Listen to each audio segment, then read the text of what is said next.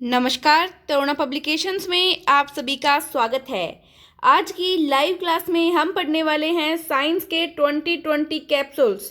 तो जो भी आर्मी की तैयारी करने वाले हमारी भाई बहन हैं, जल्दी से क्लास के साथ कनेक्ट हो जाएं और इस लाइव क्लास को बाकी सभी जो आर्मी की तैयारी करने वाले हैं उनके साथ आप शेयर कर दीजिए ताकि सभी इस क्लास का फ़ायदा उठा सकें। तो साइंस सब्जेक्ट्स के जो भी इम्पोर्टेंट एग्ज़ाम में आने वाले क्वेश्चंस होते हैं, जो पीछे के एग्ज़ाम्स में आ गए होते हैं, वो क्वेश्चन हम आपके लिए इस लाइव क्लास में लेके आते हैं रोज़ इसी समय। तो स्टार्ट करते हैं आज का पहला क्वेश्चन। देखिए, निम्नलिखित में से द्रव्यमान की इकाई नहीं है। कौन सी इकाई द्रव्यमान की नहीं है, ये हमें पूछा गया है। नहीं पे आपको हमेशा ध्यान देना है, ठीक है। तो पाउंड ये द्रव्यमान की इकाई है, हमें पता है। किलोग्राम भी इकाई है, ग्राम भी द्रव्यमान की इकाई है। तो कौन सी द्रव्यमान की इकाई नहीं है? डाइन द्रव्यमान की इकाई नहीं है। तो इसमें डी ऑप्शन सही हो जाएगा। अब बात करते हैं डाइन की। तो ये किसकी इकाई है? ये बल की सीजीएस पद्धति में इकाई है। कौन सी पद्धति में? सीजीएस पद्धति में इकाई है, क्योंकि जो बल है, बल की एसआई पद्धति में इकाई तो होती है न्यूटन। एसआई पद्धति में इकाई होती है बल की न्यूटन, और जो सीजीएस पद्धति है उसमें बल की इकाई होती है डाइन, ठीक है। तो इसको भी आप लोगों को याद रख लेना है। और बाकी जो पाउंड है, किलोग्राम है और जो ग्राम है, वो सभी द्रव्यमान की इकाई है। नेक्स्ट क्वेश्चन देखते हैं। दूरी कौन सी राशि है? दूरी, डिस्टेंस। ऑप्शंस दे रखा है अदिश, सदिश, अदिश और सदिश दोनों, और इनमें से कोई नहीं। तो देखिए, पहले आपको अदिश और सदिश पता होना चाहिए क्या होता है, तो मैं आपको बता देती हूँ। देखिए, अदिश जो है, इनके अंदर सिर्फ परिमाण जो है वो आवश्यक होता है, ठीक है, परिमाण आवश्यक होता है। लेकिन सदिश के अंदर परिमाण के साथ साथ दिशा भी आवश्यक होती है, ठीक है। इसके अलावा जो सदिश राशियां हैं वो बीज गणित के सदिश योग के नियमों का पालन करती है। तो ये सदिश की डेफिनेशन हो गई, और जिसमें केवल परिमाण आवश्यक हो वो क्या हो गया? वो अदिश हो गया। तो दूरी एक ऐसी राशि है जिसके अंदर केवल हमें जो है वो परिमाण की ही आवश्यकता होती है, उसमें दिशा की आवश्यकता नहीं होती है। इसलिए जो दूरी है, दूरी एक अदिश राशि है। तो इसमें ए ऑप्शन जो है हमारा वो सही हो जाएगा, ठीक है। अदिश और सदिश समझ गए हैं आप लोग? तो चलिए नेक्स्ट क्वेश्चन पे चलते हैं। Question number 3।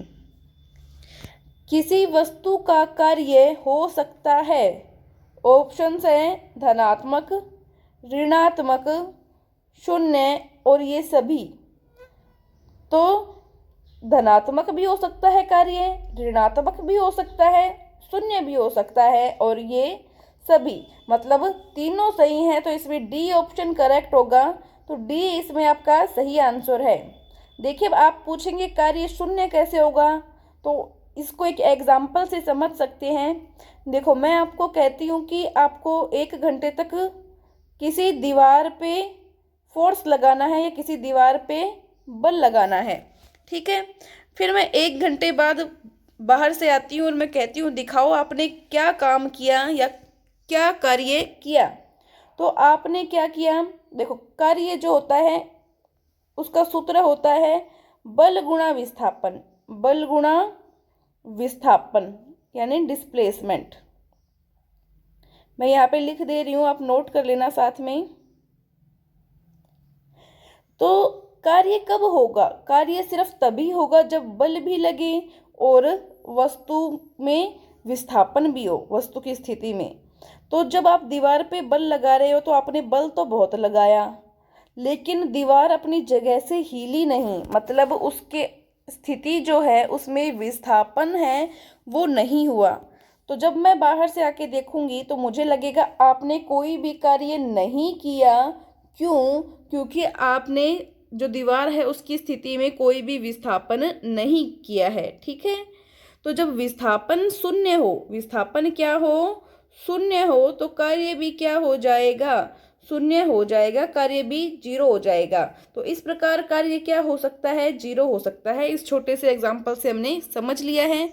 इसके अलावा देखिए हमें पता है विस्थापन जो है, विस्थापन यानी कि डिस्प्लेसमेंट जो है वो ऋणात्मक हो सकता है। वो कैसा हो सकता है, ऋणात्मक हो सकता है, नेगेटिव हो सकता है। ठीक है, तो जब विस्थापन नेगेटिव हो जाएगा, तो जब विस्थापन को हम गुणा करेंगे फोर्स से, विस्थापन को हम गुणा करेंगे फोर्स से, तो वो भी क्या हो जाएगा, नेगेटिव हो जाएगा। इसका पूरा परिमाण जो होगा वो नेगेटिव हो जाएगा, यानी कि डब्लू जो है हमारा वर्क डन जो है वो क्या हो जाएगा, शून्य हो जाएगा, जीरो हो जाएगा। ठीक है, तो इस प्रकार कार्य ऋणात्मक भी हो सकता है। कार्य क्या हो सकता है, ऋणात्मक भी हो सकता है, धनात्मक कार्य होता है आपको पता ही है, और शून्य भी हो सकता है। तीनों कंडीशन हमने देख ली है, तो इसमें डी ऑप्शन जो है वो करेक्ट हो जाएगा। डी ऑप्शन करेक्ट है इसमें। ओके, नेक्स्ट क्वेश्चन पे आइए। क्वेश्चन नंबर 4, पृथ्वी द्वारा लगाए गए गुरुत्वाकर्षण बल को कहते हैं। ये आप सभी को पता है, गुरुत्वीय बल कहते हैं पृथ्वी के द्वारा जो गुरुत्वाकर्षण बल लगाया जाता है, जिसमें पृथ्वी अपनी तरफ अन्य जो द्रव्यमान युक्त चीजें हैं उनको खींचती है, वो गुरुत्वीय बल कहलाता है। ठीक है, अब देखो इसमें उत्प्लावन बल दिया हुआ है आपको, तो आपको ये भी पता होना चाहिए कि उत्प्लावन बल जो है वो क्या होता है। तो देखिए आर्किमिडीज का सिद्धांत तो आपने पढ़ा होगा, 9th क्लास में भी दिया हुआ है। देखो उत्प्लावन बल के बारे में देखो पहले, किसी तरल में आंशिक या पूर्ण रूप से डूबी किसी वस्तु पर ऊपर की ओर बल लगाने वाला बल क्या कहलाता है, उत्प्लावन बल कहलाता है। मान लो यहाँ पे आपके पास क्या है, कोई तरल है, इस तरल में यहाँ पे क्या कुछ वस्तु डूबी है, इस पे ऊपर की तरफ जो बल लगता है ना, इस बल को हम कहते हैं उत्प्लावन बल। क्या कहते हैं, उत्प्लावन बल कहते हैं। और जो नीचे की तरफ बल लगता है, इसमें नीचे की तरफ बल लगता है, उस बल को हम कहते हैं गुरुत्वीय बल। क्या कहते हैं, गुरुत्वीय बल कहते हैं। ठीक है, तो याद रख लेंगे। अब इसमें ये जरूरी नहीं है कि वस्तु पूरी ही डूबी हो या थोड़ी डूबी हो, चाहे वस्तु थोड़ी डूबी हो यानी आंशिक रूप से डूबी हो, चाहे वस्तु पूर्ण रूप से डूबी हो, लेकिन इसमें जो ऊपर की तरफ जो बल लगेगा उस बल को हम क्या कह देंगे, उत्प्लावन बल कह देंगे। ठीक है, जैसे नाव है, जलयान है, इनके लिए उत्प्लावन बल ही जिम्मेदार होता है। समझ गए, आई होप आप सभी उत्प्लावन बल क्या है। ठीक है, चलिए नेक्स्ट हमारा देखते हैं। अच्छा, प्रणोद भी है इसके अंदर, तो प्रणोद को भी थोड़ा समझ लीजिए आप।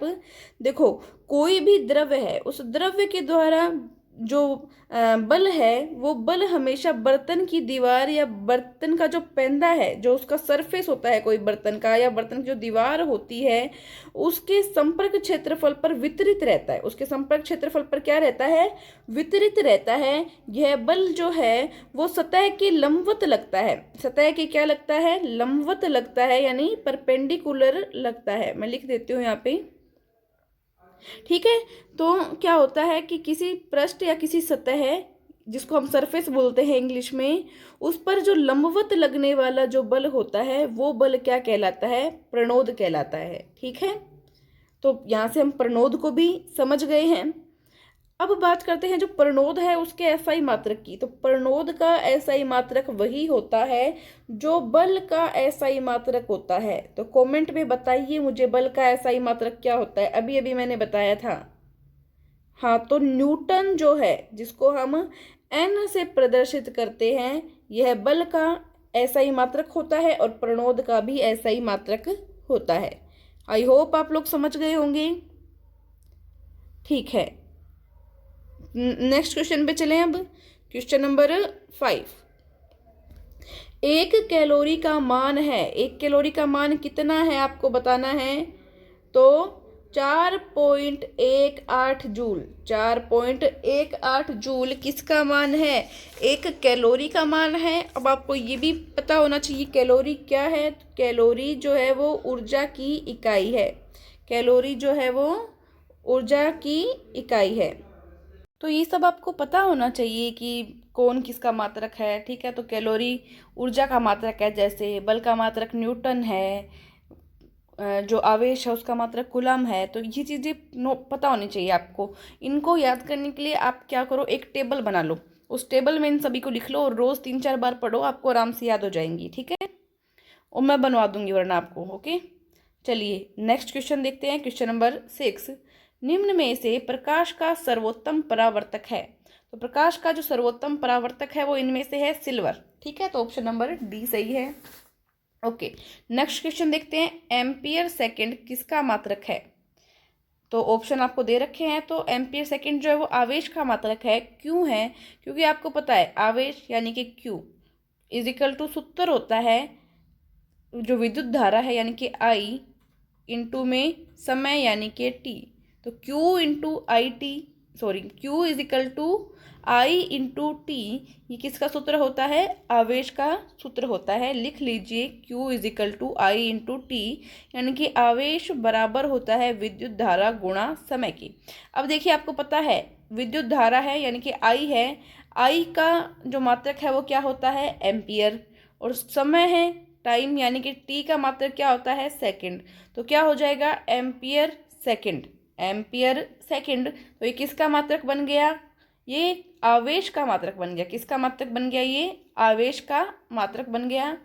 ठीक है, तो एम्पियर इंटू सेकेंड किसका मात्रक हो गया? आवेश का मात्रक हो गया। इसके अलावा आवेश का मात्रक कूलाम भी होता है। क्या होता है? कूलाम भी होता है। तो ये भी आप साथ में नोट कर लेंगे। ओके, चलते हैं हमारे नेक्स्ट क्वेश्चन पे। क्वेश्चन नंबर 8, सभी चुंबकीय पदार्थ अपना चुंबकीय गुण कम करते हैं जब वे तेल में डूबते हैं, जल में डूबते हैं, बहुत ज़्यादा गर्म होते हैं, लोहे के टुकड़े के पास आते हैं। बताइए, कमेंट सेक्शन में कमेंट करके बताइए।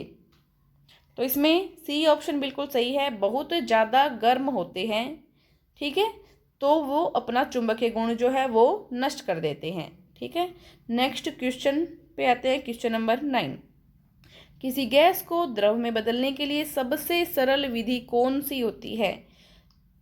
तो इसमें हमें ऑप्शंस दे रखे हैं, कम तापमान और उच्च दाब। ये ही बिल्कुल सही है, पहला ऑप्शन ही सही है। कम तापमान पे अगर हम उच्च दाब दें तो वो क्या हो जाता है? यह सबसे सरल विधि है। इसमें जो गैस है वो द्रव में परिवर्तित हो जाती है। ठीक है, तो नेक्स्ट क्वेश्चन पे आते हैं। आई होप आप समझ गए होंगे।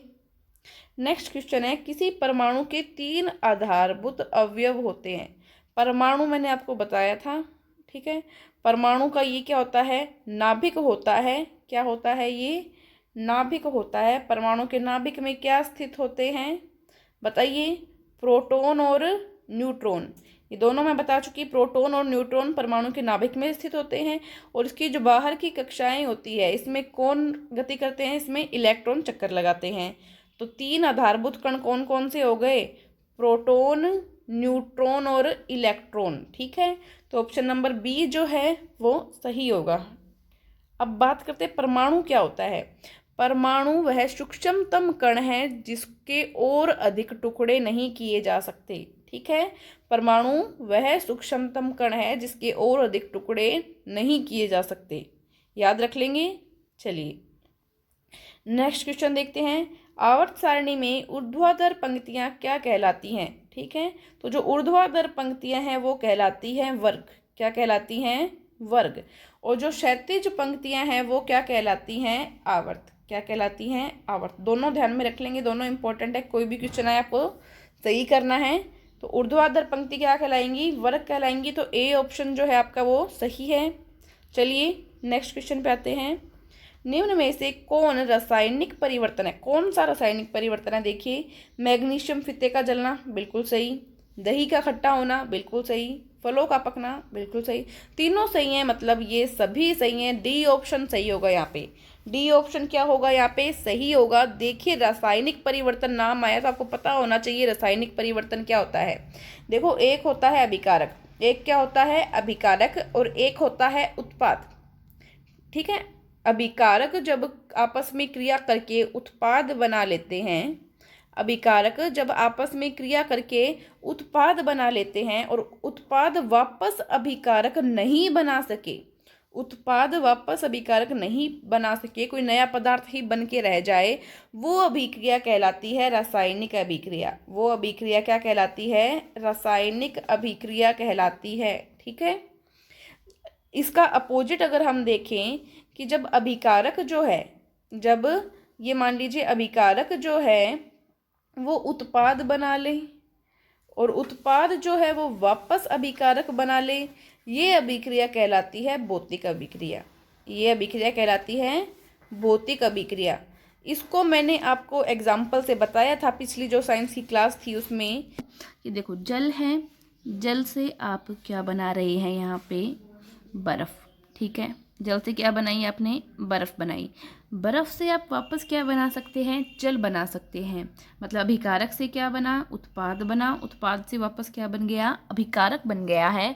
तो ये किसका उदाहरण है? ये भौतिक परिवर्तन का उदाहरण है, भौतिक अभिक्रिया का उदाहरण है। ठीक है। और जब ऐसा केस हो जिसमें अभिकारक से वापस उत्पाद नहीं बन पाए, वो कहलाता है रासायनिक परिवर्तन। देखिए, जैसे आप यहाँ पे ले लीजिए दूध। क्या ले लीजिए? दूध आपने ले लिया है। दूध से आपने क्या बनाया है? दही बनाया है। क्या बनाया है? दही बनाया है। अब आप दही से वापस दूध बना सकते हैं क्या? नहीं बना सकते। तो ये परिवर्तन क्या कहलाएगा? रासायनिक परिवर्तन कहलाएगा। आई होप समझ गए आप सभी लोग। तो चलिए पहले मैं बता देती हूँ इसमें कौन सा सही है। इसमें ये सभी डी ऑप्शन सही है। अब नेक्स्ट क्वेश्चन देखते हैं। कोई डाउट है तो आप कमेंट सेक्शन में कमेंट कर सकते हैं मुझे। चलिए, एसिटिक अम्ल को कहा जाता है, इनमें से क्या कहा जाता है बताइए? एथेनोइक अम्ल कहा जाता है। ये कार्बनिक अम्ल है जिसका सूत्र आपको पता होना चाहिए। सूत्र भी पूछा जा सकता है, CH3COOH। CH3COOH ये किसका सूत्र है? एथेनोइक अम्ल का सूत्र है, यानी कि एसिटिक अम्ल का सूत्र है। चलिए नेक्स्ट क्वेश्चन देखते हैं। गुणों के आधार पर तत्वों को कितनी श्रेणियों में विभाजित किया गया है? तो सभी को पता है 3 श्रेणियों में विभाजित किया गया है। धातु, उपधातु और अधातु, 3 श्रेणियां हैं। ठीक है। चलिए नेक्स्ट क्वेश्चन देखते हैं। क्वेश्चन नंबर 15, निम्न में से कार्बन का अपर रूप कौन सा नहीं है? नहीं है वो बताना है हमें। तो कजल यानी कि काजल कार्बन का अपर रूप है, बिल्कुल सही है। ग्रेफाइट भी होता है कार्बन का अपर रूप, ये भी सही है। हीरा भी होता है। कौन सा नहीं होता? कार्बोंडम जो है वो कार्बन का अपर रूप नहीं होता है। तो ऑप्शन नंबर डी जो है वो हमारा क्या होगा? यहाँ पे राइट आंसर होगा, बिकॉज यहाँ पे नहीं पूछा है हमें। ओके, तो नहीं को हमेशा ध्यान में रखना है। कई बार एग्जाम में हम जाते हैं और नहीं पे ध्यान ही नहीं देते, तो वो क्या हो जाता है? वहाँ पे हमारा गलत हो जाता है। वहाँ पे हम क्या पढ़ेंगे क्वेश्चन को? निम्न में से कौन कार्बन का अपर रूप है? पहला ही देखें काजल, हाँ जी है, सही कर देंगे इसको।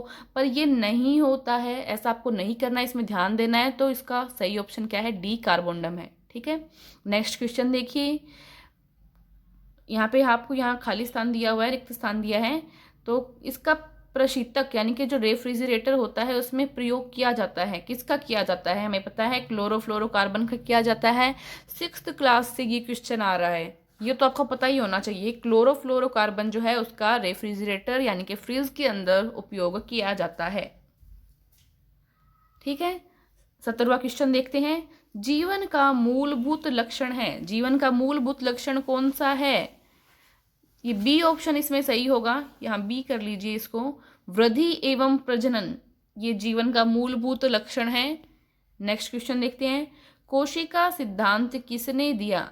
कोशिका सिद्धांत किसने दिया? ऑप्शंस यहाँ पे आपको दिए हुए हैं, बताइए कोशिका सिद्धांत किसने दिया है? तो ऑप्शन नंबर ए जो है वो सही है। श्लाइडेन और स्वान ने कोशिका का सिद्धांत दिया था। ये जर्मन के पादप वैज्ञानिक थे श्लाइडेन तो, और जो श्वान है वो जर्मन के जंतु वैज्ञानिक थे। इन्होंने अपनी अपनी खोजों के आधार पर कोशिका के बारे में जो मत दिए थे उनको ही कोशिका सिद्धांत कहा गया था। ठीक है। इन्होंने क्या बताया? इन्होंने ये बताया कि जो कोशिका है वो सजीवों की रचनात्मक और क्रियात्मक इकाई है। कोशिका जो है वो सजीवों की रचनात्मक और जो क्रियात्मक इकाई है वो कोशिका कहलाती है। ठीक है। नई कोशिका की उत्पत्ति पहले से मौजूद कोशिकाओं से ही होती है, ये भी इन लोगों ने अपने सिद्धांत के अंदर बताया था। तो इसको आपको क्या कर लेना है? थोड़ा सा ध्यान में रख लेना है। तो इसमें ए ऑप्शन सही होगा। नेक्स्ट क्वेश्चन देखते हैं। क्वेश्चन नंबर 19, स्तनधारियों की ग्रास नली का श्लेष्मिका स्तर बना होता है। ऑप्शंस आपको दे रखे हैं, कमेंट सेक्शन में कमेंट करके आपको इसका आंसर मुझे बताना है। जल्दी बताइए, क्लास लंबी नहीं हो इसलिए जल्दी बता दीजिए। तो ऑप्शन नंबर बी सही है, बता देती हूँ। हाँ, जिनके क्वेश्चन से, हाँ जी हाँ जी, शल की उपकला, very good very good, B option सही है, इसमें सही आंसर्स भी आ रहे हैं आपके। तो शल की उपकला जो है वो इसका सही आंसर होगा। नेक्स्ट क्वेश्चन देखते हैं। हमारे शरीर के लिए सबसे अच्छा ऊर्जा का स्रोत है। तो पहले आपको ये पता होना चाहिए कि सबसे ज़्यादा ऊर्जा किससे मिलती है। कार्बोहाइड्रेट से सबसे ज़्यादा ऊर्जा मिलती है। तो कार्बोहाइड्रेट का मुख्य स्रोत कौन सा है, इसमें से चावल है। तो डी ऑप्शन यहाँ पे आपका सही होगा। तो देखिए, इस प्रकार हमने आज की इस लाइव क्लास में 20 इम्पोर्टेंट क्वेश्चन कर लिए हैं। अब आपको क्या करना है, मेरी मेहनत को सफल बनाना है, लाइक करना है वीडियो को, ठीक है, और शेयर करना है, और चैनल को अगर अभी तक सब्सक्राइब नहीं किया है तो चैनल को सब्सक्राइब करना है, ताकि मैं और अच्छी अच्छी क्लासेस आपके लिए लेके आ सकूं। ठीक है, बने रहें तरुणा पब्लिकेशंस के साथ। धन्यवाद।